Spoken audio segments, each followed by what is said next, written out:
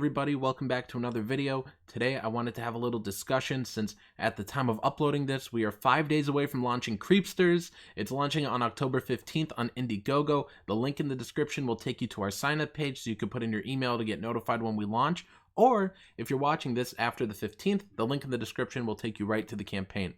Anyways, I was on a live stream the other day and somebody in the chat was asking me what makes this book so great since I called CREEPSTERS great, so I wanted to put my answer into a video that might help another comic book writer or novelist looking to get better. This advice that's in this video will help with any medium of writing, and my answer is it's all in the editing. If there's one flaw I've had in the past, it's that I didn't always use an editor, or didn't always use a good editor. In the past, there were books and comics that I published without anybody editing it but myself, or if somebody read it, they were just sort of a yes man. They always just nodded and said, you're good, and then they didn't really give me advice. They might point out and say, oh, there's a typo on page 6 or something, but nobody ever was really a good editor.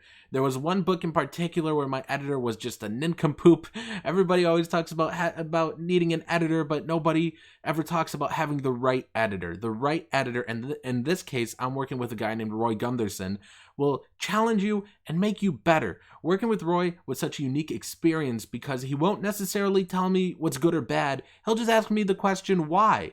He asks, why does this character do this action? Why do they say this thing? Why do they make this decision? And my answer is either 1, I don't know, or 2, they made that choice because, and I'll give him a reason. The character had to do that because it will lead to this, because they made this choice because it'll come back to haunt them.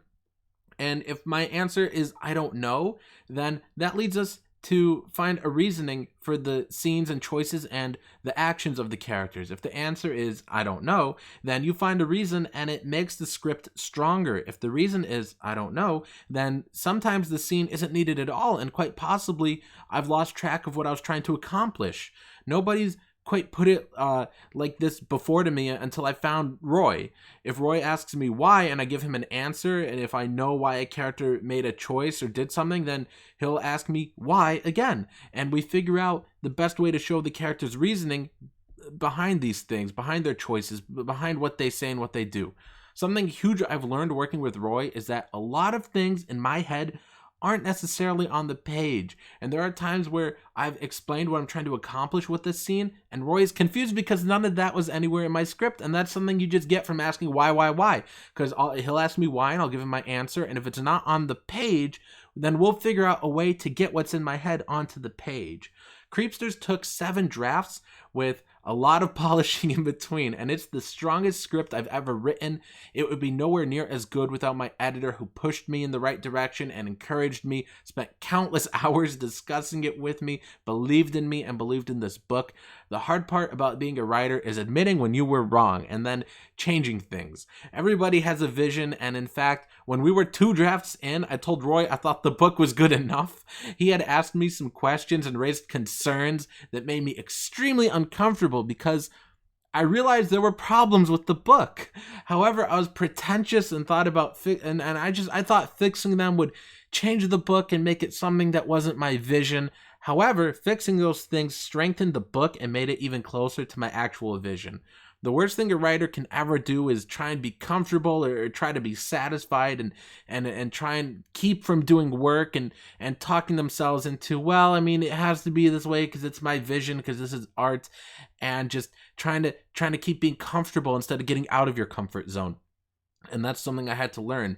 And part of what made me uncomfortable with that process of working so in depth with an editor is I'm a guy known for being quick, not rushing things, but being quick. I'm used to working on a script and being done with it in a pretty short span of time. However, it took us months to develop this book into the best book it could be. It's the longest I've ever spent on a comic book script, and it's a book that shows you my biggest level up as a writer. It's a book all about friendship and family. Max needs to save his sister Emma from the sinister creepsters that wreak havoc on the seaside town of Perdita Cove. If you're a fan of tiny monster movies like Gremlins, Critters, Ghoulies, then this is the book for you. If you like 80s horror movies, this is exactly the vibe we're going for. We here at Secret Comics Publishing have been working hard on this book. We've got an incredible script. We've got an incredible artist bringing it to life. There's the main book as well as an ash can on the campaign. Both of them have a lot of pages already done, and we've already got a plush toy in hand. The plush toy was made by Super Asia Fun Toy. They've also got a campaign right now, which I'm linking in the description. I couldn't be happier with the quality of the Chomper toy. It's such a beautiful feeling to see your creation come to life. The link to sign up for the campaign is in the description, like I said, and I hope you guys will sign up and join us for our launch on October 15th. Thank you all for listening, and if you want more 80s horror goodness, you can get my slasher books down in the description. If you're a fan of movies like Halloween and Friday the 13th and Black Christmas, you'll love The Christmas Morning Massacre and its 4 sequels that are all available now in paperback and ebook on Amazon and Kindle. Thanks again, and have a wonderful day, everybody.